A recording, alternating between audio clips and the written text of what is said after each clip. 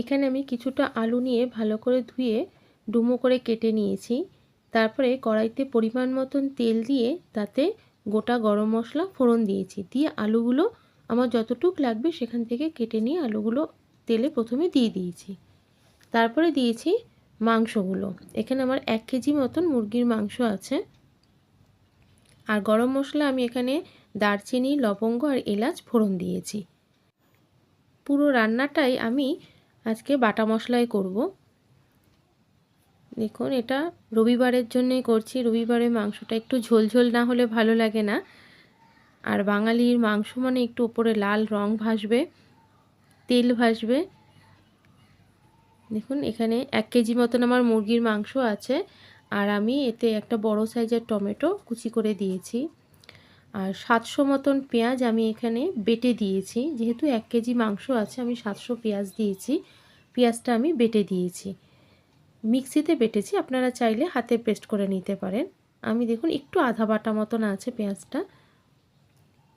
একটু ভালো করে নাড়াচাড়া করে আমি এতে দেখুন আমার একটু ভালো করে একটু নাড়িয়ে দেবো, দিয়ে তারপরে আমি এতে আর সমস্ত মশলাগুলো দেব। আমি এখানে 4 থেকে 5 চামচ মতন আদা রসুন বাটা দিয়েছি, বড় চামচের।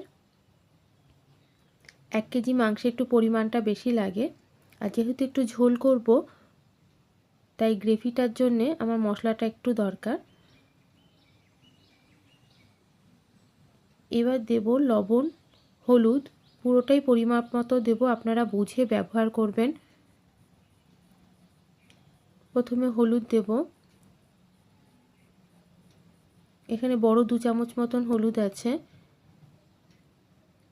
মাংসে একটু হলুদ লাগে। বড় 2 চামচ মতন লবণ দিয়েছি, সবই বড় চামচে দিয়েছি। সামান্য 1 চিমটি মতন একটু চিনি উপর থেকে ছড়িয়ে দিয়েছি। 1 চিমটি, আপনারা চাইলে দিতেও পারেন, নাও দিতে পারেন। লাল লঙ্কার গুঁড়ো দিয়েছি। আর রং করার জন্য দিয়েছি একটু কাশ্মীরি লঙ্কার গুঁড়ো, সেটা বড় চামচের 1 চামচ। আর লঙ্কার গুঁড়োটা 2 চামচ দিয়েছি। এবার ভালো করে আমি সমস্ত উপকরণগুলো মাংসের সাথে মিশিয়ে দেব। আর যেহেতু গরম মশলা ফোড়ন দেওয়া রয়েছে তাই মাংসটা করবার সময় খুব সুন্দর একটা গন্ধ বেরোয়।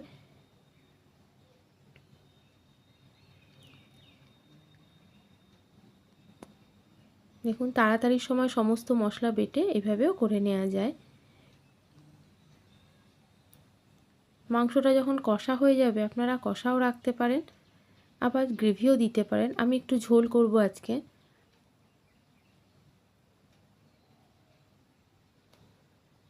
আস্তে আস্তে সমস্ত উপকরণগুলো আমি ভালোভাবে মিশিয়ে দেব এবং পুরো মাংসটা আমি হাই ফ্লেমে করব আর একটু ঢেকে করব। দেখুন, এখনই কি সুন্দর ঘন হয়ে আসছে। এবার আমি মাংসটা একটু ঢেকে দেব। আমি 10 মিনিট এটা ঢেকে রেখেছি। দেখুন, ভালোভাবে নাড়াচাড়া করে নেব। 10 মিনিটের জন্য আমি ঢেকে দিয়েছি। এর মধ্যেই বলি, মৌমিতার খাদ্যবিতানে আপনাদের সবাইকে স্বাগত। আমার রেসিপিগুলো কেমন লাগছে অবশ্যই কমেন্টে জানাবেন, পাশে থাকবেন, এগিয়ে যেতে সাহায্য করবেন এবং চ্যানেলটি অবশ্যই সাবস্ক্রাইব করে রাখবেন আরও অন্যান্য রেসিপি পাওয়ার জন্যে। দেখুন, মাংসটা প্রায় হয়ে আসছে, কারণ জল ছেড়েছে। এই যে মাংসটা থেকে জল ছেড়েছে, এই জলেই মাংসটাকে সেদ্ধ করব। আমি আলাদা করে পরে আর জল দেব না। যখন গ্রেভি দেব তখন একটু গরম জল ব্যবহার করব। দেখুন, হাড় থেকে মাংসটা একটু ছেড়ে আসছে, তার মানে হয়ে আসছে। এখনও হয়নি, আর একটু কষা হবে। এটা কাঁচা মশলা, এই সময় একটা কাঁচা মশলার গন্ধ বেরোয়। মশলাটা যত কষা হবে তত মশলা থেকে তেল ছাড়বে। দেখুন, আমি আবার এটা 10 মিনিটের জন্য ঢেকে দিয়েছিলাম। 10 মিনিট পর খুলে দেখুন কি সুন্দর তেল ছাড়ছে চারিদিক থেকে। আস্তে আস্তে আমার এটা আরেকটু হবে, আরও জল বেরিয়েছে। আমার পুরো মাংসটাই এই জলে সেদ্ধ হয়ে যাবে। দেখুন, এবার আমি আর ঢাকবো না, কারণ আমি গ্রেভিটা দেবো। আর মাংস কষাটা প্রায় হয়ে এসছে, একটা সুন্দর গন্ধ বেরোচ্ছে। দেখুন চারপাশ থেকে আস্তে আস্তে তেল ছেড়ে দিচ্ছে। এবার এটা হাই ফ্লেমেই থাকবে এবং আমি ঢাকনা খুলে এটা অনবরত একটু নাড়তে থাকবো যাতে তলায় লেগে না যায়। দেখুন আস্তে আস্তে চারপাশ থেকে তেল ছেড়ে আসছে। এটা আরেকটু কষিয়ে নিলে আমার মাংস কষাটা হয়ে যাবে। কেমন লাগছে অবশ্যই একটু জানাবেন। দেখুন চারপাশ থেকে কি সুন্দর তেল ছেড়ে এসেছে। আমার মাংস কষাটা প্রায় হয়ে এসেছে। দেখুন ছোট বড় সবারই খুব প্রিয় এই রেসিপিটা। আপনারা রুটি, লুচি, ভাত, পরোটা এগুলোর সাথেও খেতে পারেন। আর চিকেন তো আমাদের বাঙালি সবার খুব প্রিয়। দেখুন আমি এটা হাই ফ্লেমেই রেখেছি, একটু বারবার নেড়ে দিচ্ছি। দেখুন আস্তে আস্তে ঘন হয়ে আসছে এবং তেল ছাড়ছে চারিদিক থেকে। এটা আরেকটু কষিয়ে নেব, নিয়ে তারপর আমি গ্রেভিটা দেবো এতে।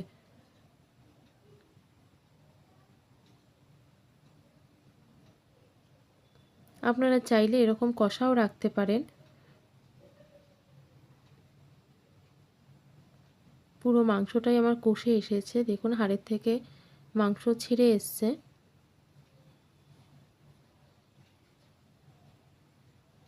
এবং আলুগুলো আমার সেদ্ধ হয়ে গেছে। আমি এবার আলুগুলো আগের থেকে আর ভেজে নিইনি, আমি সমস্ত উপকরণ একসঙ্গে দিয়েই কষেছি।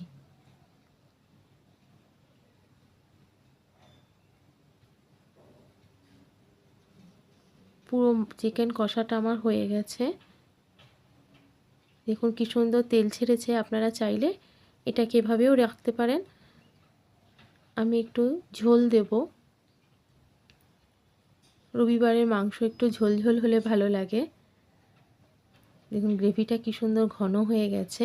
আর যেহেতু সমস্ত উপকরণগুলোই বাটা মশলা দেওয়া ছিল, আদা রসুন বাটা ছিল, পেঁয়াজ বাটা ছিল, সেই জন্য গ্রেভিটা আরেকটু ঘন হয়েছে। দেখুন ঝাল আমি আর পরে দিইনি, প্রথমে যে ঝালটা দিয়েছিলাম সেটাই রয়েছে। আপনারা বুঝে দিতে পারেন যদি আপনাদের মনে হয়। আমি অল্প ঝালে করেছি মাংসটা।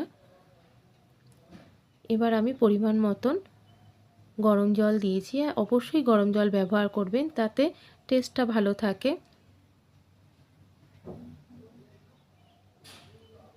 দেখুন এটা ভালোভাবে ফুটতে দেবো। এবার একটু জলটা যেহেতু দিয়েছি একটু নেড়ে দিলাম ভালো করে। এবার হাই ফ্লেমে করে দিয়ে এটা ফোটাবো।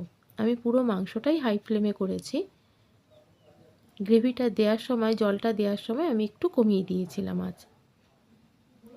দেখুন আমার এটা পুরো হয়ে এসেছে। একটু ভালোভাবে ফুটবে আর উপর থেকে একটু গরম মশলা ছড়িয়ে দিলেই পুরো মাংসটা তৈরি। দেখুন কি সুন্দর একটা হালকা ঝোল হয়েছে। যখন কষা ছিল তখন গ্রেভিটা ছিল ঘন, এখন একটু হালকা হয়ে গেছে। এটা খেতে খুব ভালো লাগে। আপনারা অবশ্যই করে দেখবেন। কেমন হয়েছে অবশ্যই কমেন্টে জানাবেন। দেখুন সম্পূর্ণ ভিডিওটা দেখার জন্য অসংখ্য ধন্যবাদ।